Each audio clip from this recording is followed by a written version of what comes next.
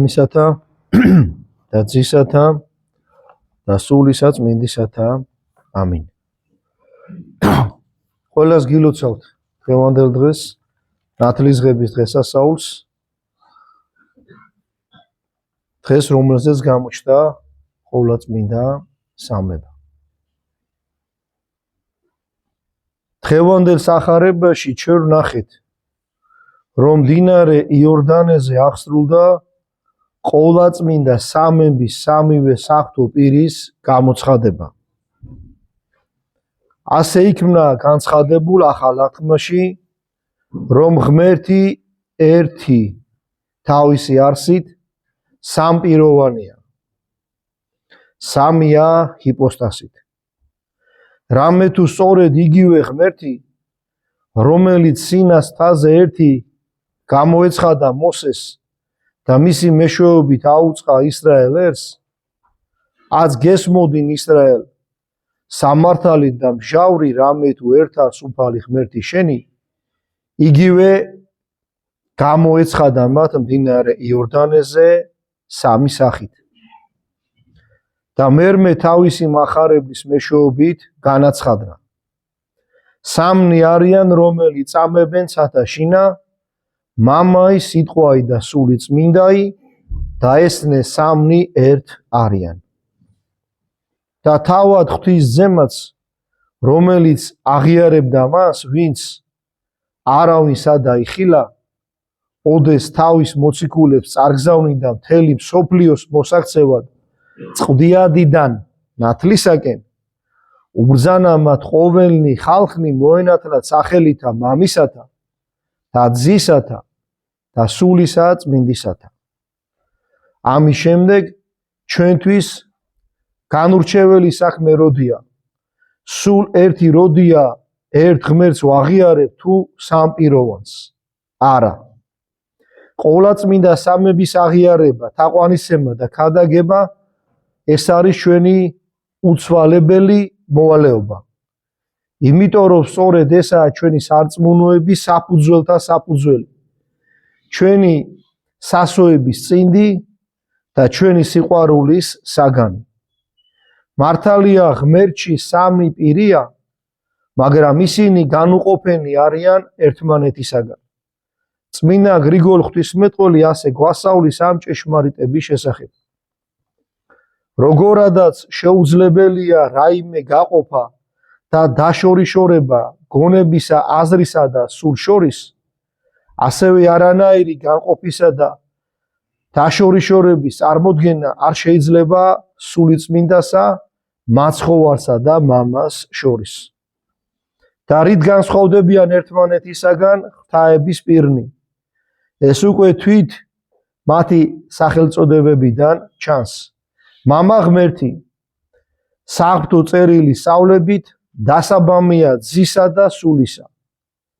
თავად მყოფი დაუსაბამოდ და უმიზეზოდ. ცე ღმერთი იშვება, მაგრამ თავად არ შობს და არ გამოავლენს სულიწმინდას. სულიწმინდა ღმერთი გამოვალს მამისაგან, მაგრამ არ იშვება და თავადაც ასევე არ შობს და არ გამოავლინებს. ამგვარად განსხვავებული ერთმანეთისაგან, ეს სამნი საღვთო პირი არის ერთი და იგივე ღმერთი. მამა არის ღმერთი, ძე არის ღმერთი და სულიწმინდა არის ღმერთი. მაგრამ ეს სამი ღმერთი კი არ არის, არამედ ერთი ღვთაებაა.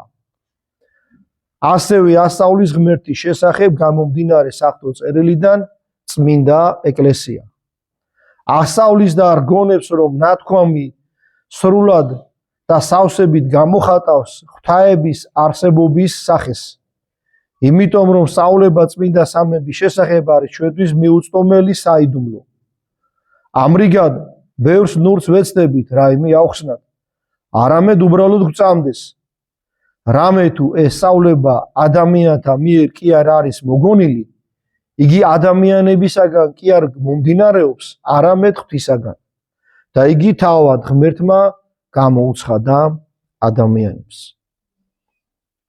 კიდევ ერთი შეგონება დამოძღვრაც მივიღოთ აწინდელი სახარებიდან. ახსავსე სულითა და სიცოცხლით. დამოძღვრა მასედ, რომ უფლის ნათლისღებისა და განცხადებისას ეს მოვლენა ჩვენს გვასწავლის შემდეგს. ცოდვათაგან განწმენდა და ცხოვრება ადამიანისათვის შესაძლებელია მხოლოდ საღვთო მადლის შეწევნით. ანუ ჩვენ რო გამოვსწორდეთ, ჩვენ რო გადავრჩეთ საღვთო მადლის გარეშე, ეს არის შეუძლებელი.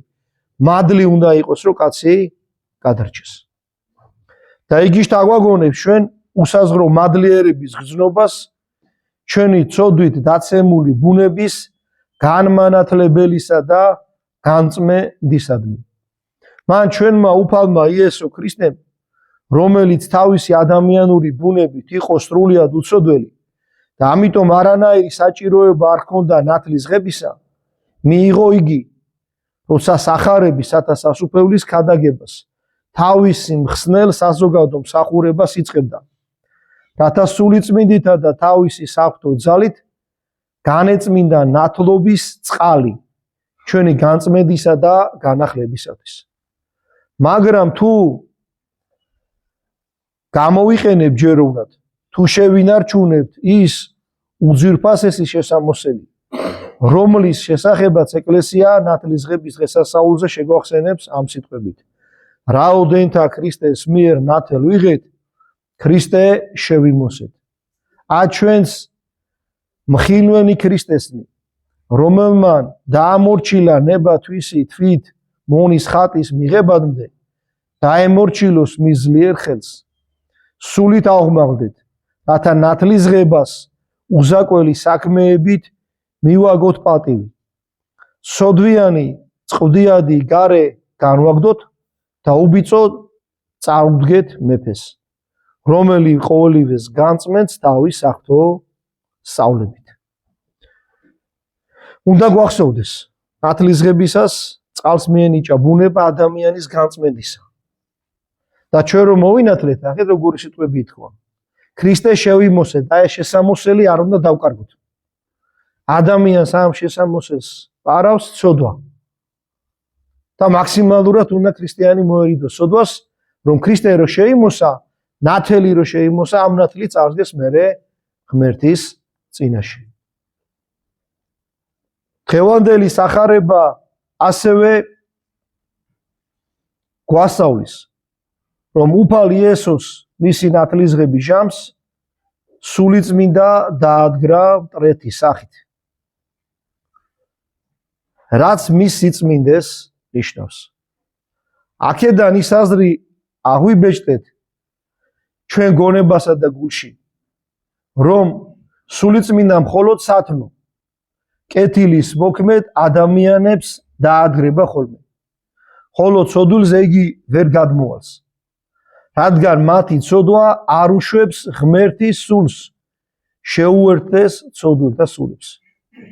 ამიტომაც სულიწმინდისადმი მიმართულ ლოცვაში ჩვენ ვევედრებით მას, რომ იგი მოვიდეს ჩვენ შორის და დაემკვიდროს ჩვენ სულში და გამსმინდოს ჩვენ ყოვლისაგან ბიწისა. თუ კი ადამიანები თავიანთვის შეუძლებელად მიიჩნევენ ცხოვრებას ბინძურ სახში, მით უმეტეს სულიწმინდა ვერ შესახდება ცოდვით შებინწულ სულში. რამე თუ ღმერთის სული არის უწმინდესი და მას არ ძალუც ცოდვიან სულში დამკვიდრდეს, ვითარცა უწმინდურ სახში. ამიტომ ყოველი ქრისტიანი გულმოდგინედ უნდა ზრუნვიდეს თავისი სულის განწმენდად ცოდებისაგან. თუ კი ჩვენ თავად არ ძალგვით საკუთარი თავის გაწმენდა ცოდვისმიერი სიბილწისაგან, მაშინ უკიდურეს შემთხვევაში ხშირად მაინც უნდა ვფიქრობდეთ ამის შესახებ და ლოცვაში ყოველდღიურად შევღაღადებდეთ ყოვლადღიურ ღმერთს, ყოვლადწმინდა სამების მესამე წევს, მეუფეოზეცათაო, გეშინისმელო სულო ჭეშმარიტებისაო, მოვე დაემკვიდრე ჩვენ შორის და წმინდა ყვენ ჩვენ ყოვლისაგან ბიწისა და აცხოვნე სახიერო სული ჩვენი. ეს პატარა საკითხავი ახლა ბოლოსო წავიკითხეთ, კიდე გვეუბნება შემდეგსო, ჩვენთაში რომ შემოვიდეს სულიწმინდა, წმინდად უნდა ვიცხოვროთ. ნახეთ, რომ მოვინათლეთ, ქრისტე შევიმოსეთ. თუ ეს ნათელი შეინარჩუნე, სულიწმინდა მკვიდრობს შენში. თუ დაკარგეთ სოდით, თუ ცოდამ გაგძარცვა, ისევ გაგაშიშვა, უნდა თქვა გულსფელი აღსარება. თუ აღსარების საიდუმლომ დაგიბრუნოს სულიწმინდის მადლი. მოგიტევოს სოდვა, სოდისაგან განწმინდოს და რომ მიიღებ შემდეგ ზიარებას, ისევ დაიწყებ ეკლესიურ ცხოვრებას, ისევ დაგიბრუნდეს საღვთო მადლი. და ბოლო, რასაც მინდა თქვენი ყურადღება მივაქციო და აი წინა საკითხავმა ესაც გითხრა, ღმერთს უნდა ვთხოვოთ, რომ გადაგვარჩინოს. ყველა კეთილი საქმე, ყველა სწორი საქმე იწყება ლოცვით. თუ კაცი ლოცულობს, თუ კაცი ღმერთს ევედრება, რომ გადაარჩინოს, ღმერთი გადაარჩენს, მაგრამ თუ კაცი არ ლოცულობს, ასეთი კაცი ვერ გადარჩება. ასეთი კაცი არის სოდვაში და გარდაცვალების მერე ხდება ჯოჯოხეთში. ამიტომ ლოცვა შევიყვაროთ. მაცხოვარი, უფალი ჩვენი იესო ქრისტე ყველა დიდი საქმისი ლოცულობდა. იორდანესთან მივიდა, ლოცულობდა. მოციქულების გამორჩევა დაიწყო, ხელიღამე ლოცვაში გაატარა. გეცემანის ბაღში ლოცულობდა. ისე ლოცულობდა, რომ ოფლი სისხლად ექცა. როგორც სისხლი ესე წვეთავდა. ჯვარზე გაკრულიც ლოცულობდა. და ბოლო სიტყვები რას თქვა? ბოლო სიტყვებითაც თავისი სული შეავედრა მამას. ამიტომ ჩვენ სულ ლოცვა უნდა გვეკეროს ბაგეზე. ასაც არ უნდა აკეთებდე, მუდამ კაცი ამბობდე, უფალო იესო ქრისტე, ძეო ღვთისაო, შენი წყალე მე ცოდვილი. სულ უნდა ევედრებოდე ღმერთს, რომ მოგიტევოს სოდები და აგავსოს სულიწმინდის მადლით. ღმერთმა დღევანდელი დღესასწაულის ძალითა და მადლით ინებოს, რომ ჩვენც აღივსოთ სულიწმინდით და ნათელშემოსილები წარვდგეთ მეორედ მოსვლის ჟამს უფლის წინაშე. ამინ.